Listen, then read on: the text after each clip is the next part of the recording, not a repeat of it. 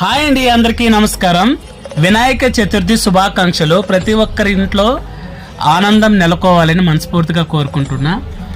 ఇక వినాయక చవితి అంటే పండగ మామూలు ఉండదుగా, హడావుడి ఎంతెంత ఉండదు. ఇంట్లో ఎంతమంది ఉన్నా కష్టపడినా కూడా హడావుడి పెద్దదే. పిల్లలతో సహా చూసారా వాడేసుకున్నామన్నమాట. నేను మా ఆవిడకి పూజ అది ముగ్గు పెట్టంటే నువ్వు పెట్టేసే అన్నది.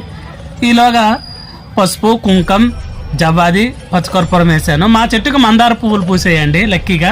నేరేడు కొమ్మ కూడా ఇంట్లోనే తీసేసుకున్నాను. మొరం కూడా ఇంట్లోనే ఉంది. లక్కీగా ఎక్కడికి వెళ్ళవలసిన అవసరం లేదు. మా పిల్లలు చిన్నగా పాటలు పాడుతున్నారనమాట. ఆనందం తాండవించాలంటే మనము కూడా కొంచెం హుషారుగా భజన చేయాలి దేవుడి కోసం.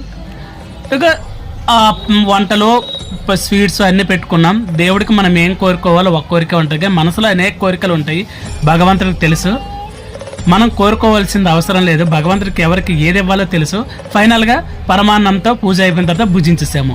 మీరు ఇలాగే చేస్తే కామెంట్ చేయండి.